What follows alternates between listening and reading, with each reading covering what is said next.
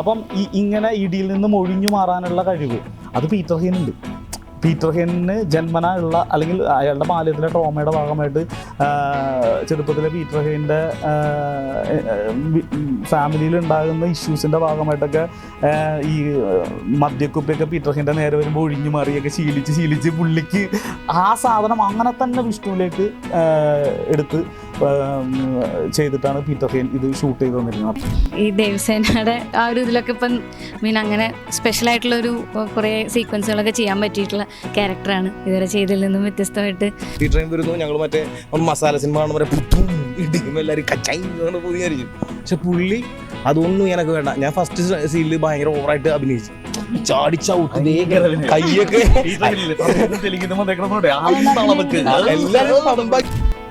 പുള്ളി സാധാരണ പുഷ്പ അല്ലെങ്കിൽ അങ്ങനത്തെ സിനിമകൾക്ക് ഒരു ഫൈറ്റിന് ചിലവാക്കുന്ന പൈസ എന്ന് പറയുന്നത് 10-20 കോടി രൂപ വലിയ തുകയാണ്. അതിൻ്റെ 1/3 പൈസക്ക് നിങ്ങളൊരു പടം തീർത്ത് എന്നെ വെച്ചിട്ട് മലയാളിടാ എന്ന് പറഞ്ഞിട്ട് പുള്ളി ഭയങ്കരമായിട്ട് ആസ്വദിക്കുകയും ചെയ്തു.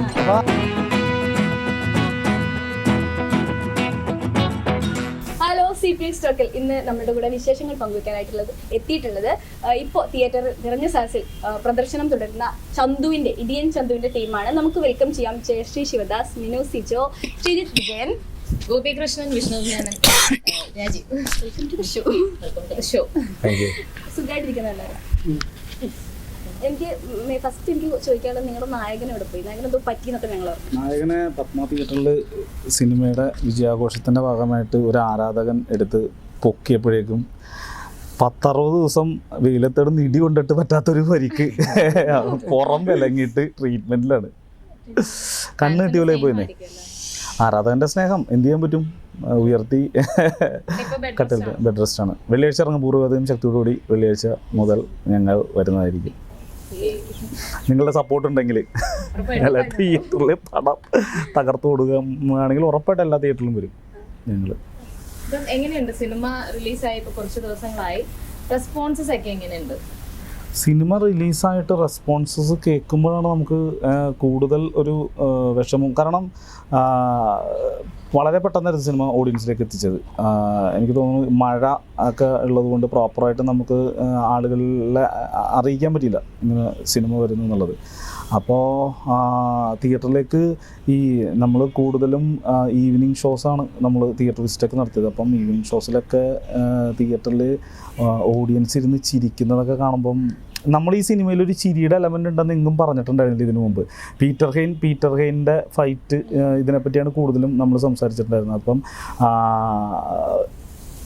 ഫാമിലി ഓഡിയൻസ് വൈകുന്നേരം വിഷ്ണു ഉണ്ണികൃഷ്ണൻ ഇഷ്ടപ്പെടുന്ന ഫാമിലി ഓഡിയൻസ് വൈകുന്നേരം സിനിമ കാണാൻ വന്നിട്ട് തൊമ്മി എന്ന് പറഞ്ഞ ഗോപികൃഷ്ണൻ ചെയ്ത ക്യാരക്ടറിനൊക്കെ വാ തുറന്ന ചിരിയ.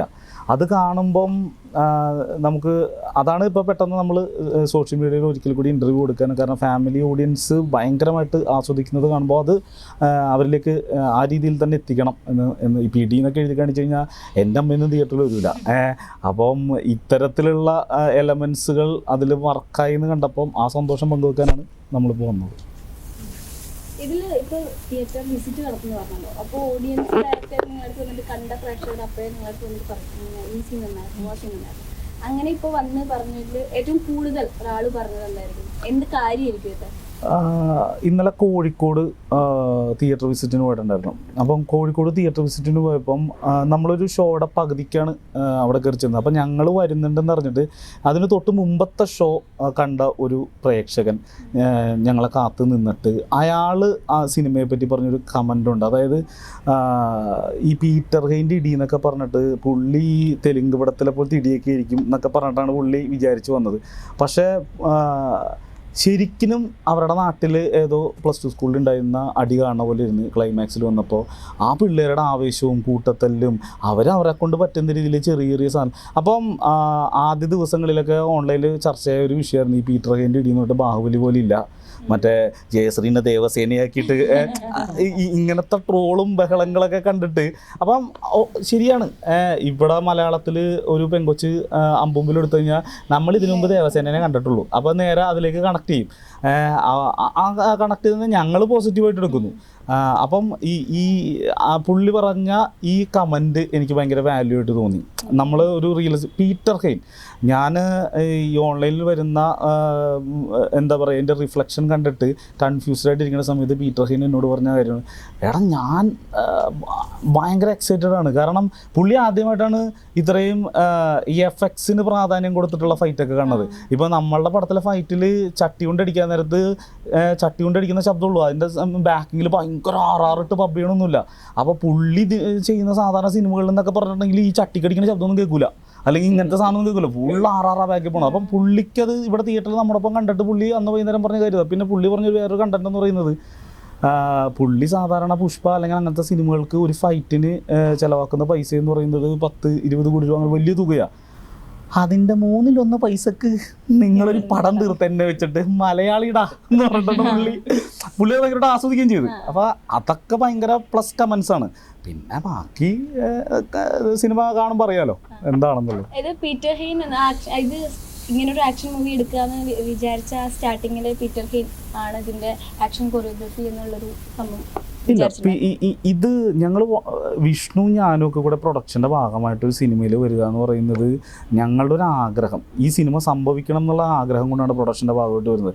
അപ്പോൾ ഞങ്ങളുടെ 3 സുഹൃത്തുക്കൾ ഷെഫീഖ്, സുബൈർ, റെയ്സ്, ഇവർ കുറച്ച് പൈസ ഇൻവെസ്റ്റ് ചെയ്യാമെന്ന് പറഞ്ഞു. അങ്ങനെ തുടങ്ങിയൊരു പരിപാടിയാണ്. അപ്പോൾ പീറ്റർ ഹെയ്നൊന്നുമില്ല, നമ്മൾ സാധാരണ ഒരു ഫൈറ്റ് മാസ്റ്റർ എന്നുള്ള രീതിയിലാണ് തുടങ്ങിയത്. ഈ സിനിമയുടെ ക്ലൈമാക്സ് കണ്ട സ്ഥിതിക്ക് അതിലൊരു 300 സ്റ്റുഡൻസും ഒരു 10-40 ഇവരടക്കമുള്ള 10-40 ഫൈറ്റേഴ്സുമായിട്ടുള്ളൊരു ഫൈറ്റുണ്ട്. അപ്പോൾ നമ്മുടെ മലയാളികൾക്ക് അറിയാൻ പാടാത്തൊരു കാര്യം, അല്ലെങ്കിൽ എനിക്ക് മലയാളികൾക്ക് അതിനെപ്പറ്റി അവയർനെസ് ഇല്ലാന്ന് തോന്നുന്നു, ഈ സാധാരണ സിനിമകളിൽ ഫൈറ്റേഴ്സാണ് ഒന്ന് ഇടിമേടിച്ചുകൊണ്ട് പോണതും, നായകന് ഫുൾ പ്രൊട്ടക്ഷൻ കൊടുത്തിട്ട് ബാക്കി എല്ലാ സെറ്റപ്പും റെഡിയാക്കുന്നത്. ഇതിലെനിക്ക് 300 പിള്ളേരാണ് അപ്പുറത്ത്. ഈ 300 പ്രായപൂർത്തിയാവാത്ത പിള്ളേരിൽ ഒരാളുടെ കയ്യോ കാലോ ഒടിഞ്ഞാൽ as a producer Vishnu Unnikrishnan ഞാനും പോയി സ്റ്റേഷനിൽ കയറേണ്ടി വരും. അപ്പോൾ ഞങ്ങളവിടെ നോക്കിയത് സേഫ്റ്റിയാണ്. ഇങ്ങനത്തെ ക്രൗഡ് ഫൈറ്റുകൾ ചെയ്ത്, ബാഹുബലി പോലെയുള്ള സിനിമകളിൽ ക്രൗഡ് ഫൈറ്റുകൾ ചെയ്ത് എക്സ്പീരിയൻസ് ഉള്ള ഒരു ആക്ഷൻ കൊറിയോഗ്രാഫറെ ഇതിലേക്ക് കിട്ടിയിട്ടുണ്ടെങ്കിൽ നമുക്ക് ഇത് നല്ല രീതിയിൽ ചിത്രീകരിച്ച് സ്ക്രീനിലേക്ക് കൊണ്ടുവരാം എന്നുള്ള ആ ഒരു ധാരണയുടെ പുറത്താണ് പീറ്റർ ഹെയ്ൻ അപ്രോച്ച് ചെയ്യും. പുള്ളി ഇതിൻ്റെ ത്രെഡ് കേട്ടപ്പോൾ തന്നെ പുള്ളി ഭയങ്കരമായിട്ട് കൺവിൻസ്ഡ് ആയി. കാരണം വെച്ചാൽ പുള്ളി ഈ ചന്തു എന്ന് പറയുന്ന കഥാപാത്രത്തിലൊരു ട്രോമയുണ്ട്. ഈ ട്രോമ പുള്ളിയുടെ ബാല്യത്തിൽ പുള്ളിക്കുള്ള ട്രോമയാണ്. പുള്ളി ഞങ്ങളോട് പേഴ്സണലി പറഞ്ഞേക്കണ കുറേ കാര്യങ്ങളുണ്ട്. ഇതിലിപ്പം സിനിമ കണ്ടിട്ടുണ്ടെങ്കിൽ ചന്തുവിനെ പെട്ടെന്ന് ഇപ്പോൾ ജയശ്രീ ഇടിക്കുന്ന ഫസ്റ്റത്തെ ഫൈറ്റിൽ ഒരു 4-5 ഗ്ലാസ് കയ്യിൽ വെച്ചിട്ട് ചന്തു ഫൈറ്റ് ചെയ്യുന്നത്. ഈ ഗ്ലാസ്സിൽ സ്കോഷ് വെച്ചിട്ടാണ് ഫൈറ്റ്. ഈ ഫൈറ്റ് തീരുന്നവരെ ഈ സ്കോഷ് ഈ ഗ്ലാസ്സിൽ തന്നെ ഇരിപ്പുണ്ട്. ഇവൻ ഇത് ഫുള്ള് കവറപ്പ് ചെയ്ത് പിടിച്ച് ഒരു തുള്ളി പോലും തുളുമ്പി പോവാതെ ഇത് പിടിച്ചുകൊണ്ടാണ് ഫൈറ്റ് ചെയ്യുന്നത്. അത് പീറ്റർ ഹെയ്ൻ്റെ സ്കില്ലാണ്. അപ്പം ഇങ്ങനെ ഇടിയിൽ നിന്നും ഒഴിഞ്ഞു മാറാനുള്ള കഴിവ് അത് പീറ്റർ ഹെയ്നുണ്ട്. പീറ്റർ ഹെയ്ന് ജന്മന ഉള്ള, അല്ലെങ്കിൽ അയാളുടെ ബാല്യത്തിലെ ട്രോമയുടെ ഭാഗമായിട്ട് ചെറുപ്പത്തിലെ പീറ്റർ ഹെയ്ൻ്റെ ഫാമിലിയിൽ ഉണ്ടാകുന്ന ഇഷ്യൂസിൻ്റെ ഭാഗമായിട്ടൊക്കെ ഈ മദ്യക്കുപ്പിയൊക്കെ പീറ്റർ ഹെയ്ൻ്റെ നേരെ വരുമ്പോൾ ഒഴിഞ്ഞു മാറിയൊക്കെ ശീലിച്ച് പുള്ളിക്ക് ആ സാധനം അങ്ങനെ തന്നെ വിഷ്ണുവിലേക്ക് എടുത്ത് ചെയ്തിട്ടാണ് പീറ്റർ ഹെയ്ൻ ഇത് ഷൂട്ട് ചെയ്ത് തന്നിരിക്കുന്നത്. അപ്പം അങ്ങനെ പതിയെ ഈ സേഫ്റ്റിയുടെ ഏരിയയിലാണ് ഫസ്റ്റ് പീറ്റർ ഹെയ്ൻ ഇതിലോട്ട് വരുന്നത്. അതാണ് സിനിമ കണ്ടിട്ട് ഞങ്ങൾ ഇപ്പുറത്തെ ആംഗിളിൽ ഭയങ്കര സമാധാനത്തിലാണ് ഇരിക്കുന്നത്. കാരണം ഒരു കുഞ്ഞിൻ്റെ കയ്യോ കാലോ ഒടിഞ്ഞിരുന്നെങ്കിൽ നമുക്ക് ഭയങ്കര ഇഷ്യൂ ആയിരുന്നു ഈ സാധനം. അപ്പോൾ ബാക്കി ആക്ടേഴ്സ് ആരും ഒന്നും മിണ്ടിയിട്ടില്ല ഇതുവരെ. ചോദിച്ചില്ല. അതെ, നിങ്ങളും പറയൂ, സിനിമയുടെ എക്സ്പീരിയൻസ് ഒക്കെ പങ്കുവെക്കൂ. നായിക തന്നെ തുടങ്ങിക്കോ.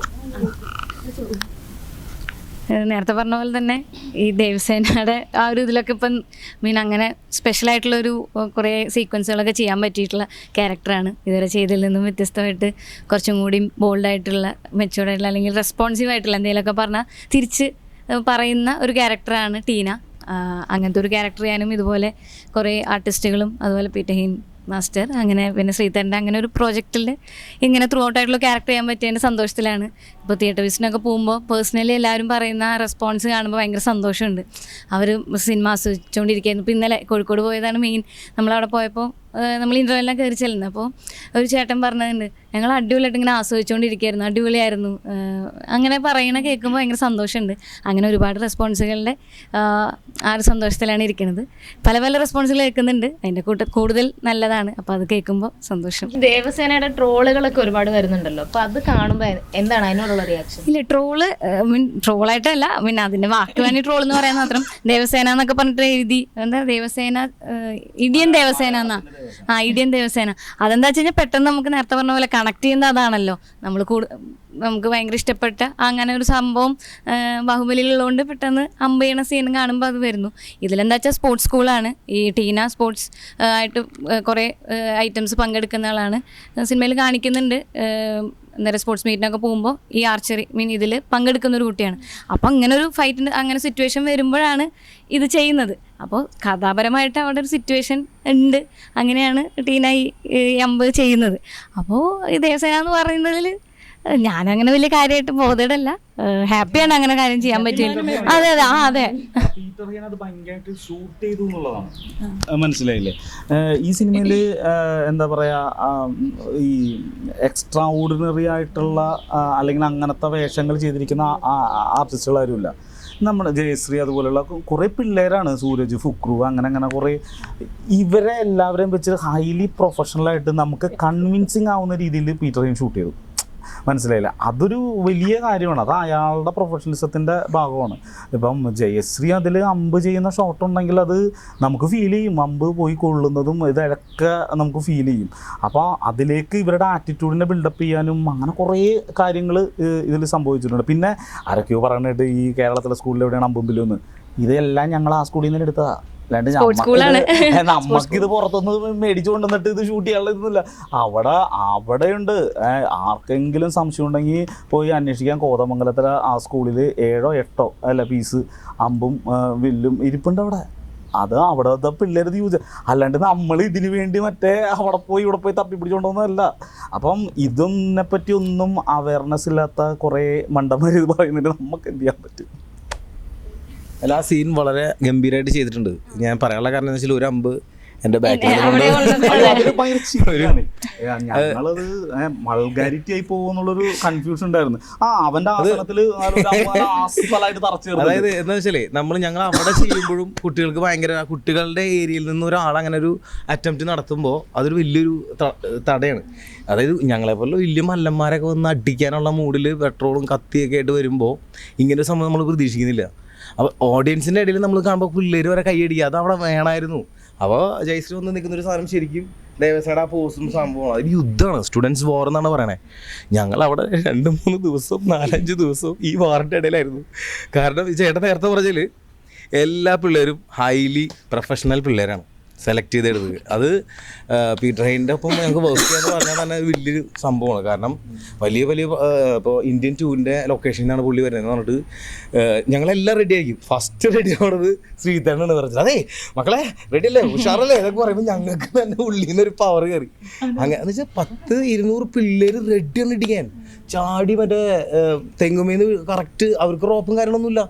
പീറ്റർ ഹെയിൻ വന്ന് കറക്റ്റായിട്ട് ഒരു യുദ്ധത്തിന് ആൾക്കാരെ സെലക്ട് ചെയ്യുന്ന പോലെ ഈ കുട്ടികൾ ഇങ്ങോട്ട് മാറിക്കും, തായ്ക്കൊണ്ട് ഇങ്ങോട്ട് മാറിക്കും, കരാട്ടെ ഇങ്ങോട്ട് മാറിക്കും, ലോക്കൽ കുട്ടികളുടെ ഞങ്ങൾ ഓക്കെ സാർ അടി മേടിക്കണം ഒക്കെ പുറിഞ്ചിതാ സാർ ഓക്കെയാണ്. അതുപോലെ തന്നെ ഞങ്ങൾക്ക് ഫൈറ്റ് വന്നത് വീട്ടിലാണ്, വിഷ്ണുവിൻ്റെ വീട്ടിൽ കയറി ഇടിക്കുന്നതാണ്. അപ്പം ഞങ്ങൾ വിചാരിച്ചെന്താവോ പീറ്റർ ഹെയിൻ വരുന്നു, ഞങ്ങൾ മറ്റേ മസാല സിനിമ കാണുന്ന പോലെ പുട്ടും ഇടിക്കുമ്പോൾ എല്ലാവരും കച്ചായിങ്ങനെ പോയി വിചാരിച്ചു. പക്ഷെ പുള്ളി അതൊന്നും എനിക്ക് വേണ്ട. ഞാൻ ഫസ്റ്റ് സീനിൽ ഭയങ്കര ഓവറായിട്ട് അഭിനയിച്ചു, ചാടിച്ചൗട്ട് കയ്യൊക്കെ എല്ലാരും പമ്പാക്കി നിർത്തിയേക്കാം. ഞാൻ നേരെ ഡ്യൂപ്പ് ചെടിച്ചട്ടി നിർത്തി ചാടിയത്, അത് ഒറിജിനലായിരുന്നു. നേരെ കൈ പോയി ഇടിച്ച് ഇവിടെയൊക്കെ ചിന്നലൊക്കെ പറ്റി 1 ആഴ്ച ഹോസ്പിറ്റലായിരുന്നു. അത് കഴിഞ്ഞിട്ട് പുള്ളി വന്നിട്ടാണ് പറഞ്ഞത് എനക്ക് അന്ത ഫൈറ്റൊന്നും വേണ്ട തമ്പി, എനിക്ക് റിയലായിട്ട് വേണം. ഓക്കെ എന്നിട്ട് ഒരു തനിക്ക് ഒരു വാളക്കൂരിന്ന് വെച്ചാൽ ഫസ്റ്റ് അടി. അങ്ങനെയല്ല, ഇതില് ഇവൻ ഈ ഭയങ്കര അഭിനയമൊക്കെ അഭിനയിച്ചില്ല. അപ്പൊ പുള്ളിയുടെ അസോസിയേറ്റ് റിഹേഴ്സൽ കൊടുത്തിട്ടാണ് ചെയ്യണത്. പുള്ളി ഒന്ന് കണ്ടിട്ട് പുള്ളി നേരെ മൈക്ക് എടുത്തിട്ട് അസോസിയേറ്റിന്റെ കൈ കൊടുത്ത്, എന്നിട്ട് പുള്ളിയുടെ രീതി മൈക്ക് എടുത്ത് കൈ കൊടുത്തിട്ട് അടിക്കടാ തലക്കെന്ന് പറഞ്ഞ് ഇവന് അടിക്കണം, സൗണ്ട് പോരാ. സ്പീക്കറിൽ മൈക്കിന്റെ ഓണർ അയ്യോ അടിക്കടാ, അപ്പൊ വീണ്ടും അടിക്കും. അപ്പൊ സൗണ്ട് പോരാ അടി എന്ന് പറഞ്ഞിട്ട് അടിച്ചു വേണ്ടി പറഞ്ഞ് നിന്നോട് ഞാൻ പറഞ്ഞ റിയലിസ്റ്റിക് ഇങ്ങനെ ഹോ പരിപാടി ഒന്നും വേണ്ടത്. സത്യം പറഞ്ഞാൽ ഇവനെ വഴക്കുറണേന് പകരം അവനേന് വഴക്കുറണേ നിന്ന് വാങ്ങണത് ഇവനാ. അയ്യോ അയ്യോ എന്ന് പറഞ്ഞിട്ട് ഞങ്ങൾ കണ്ടു പഠിച്ചോണം. അപ്പോൾ രൂപത്താൻ പറ്റിയില്ല. അപ്പോൾ സാറിനോടെ തമ്പി റിയൽ പണ്ടേ ഞാൻ ഒന്നും സാറേ എന്ത് വേണേലും ചെയ്യും, ഒരു കുഴപ്പമില്ല പറഞ്ഞിട്ട് ശരിക്കും റിയൽ മീനുണ്ടാണ് ഫസ്റ്റ് അടി 2 ടക് ടക്. അതിന് ഓക്കെ അടിച്ചാൽ ഞാൻ ഇതിന്റെ ഒരു ഫൈറ്റ് ഉണ്ടടാ, വാള മീൻ വെച്ചിട്ടൊരു ഫൈറ്റ് ഉണ്ട്. അപ്പം ഈ ഫൈറ്റ് ഡെമ്മി വെച്ച് പ്ലാൻ ചെയ്തു, പക്ഷെ ഡെമ്മി റെഡി വന്നില്ല.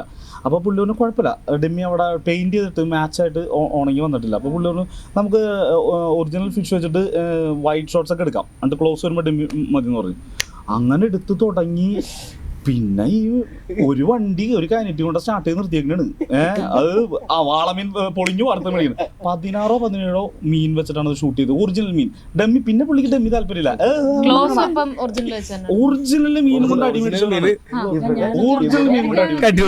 അതായത് ഒരു 2 കിലോ ഉണ്ട് ഈ സാധനം. ഈ കാരണം ഇതൊരു 2-3 അടിക്ക് ഉപയോഗിക്കാൻ പറ്റുള്ളൂ. അത് കഴിഞ്ഞ് ഇത് മാംസം ഇതായിട്ട് ഇളകിപ്പോവും.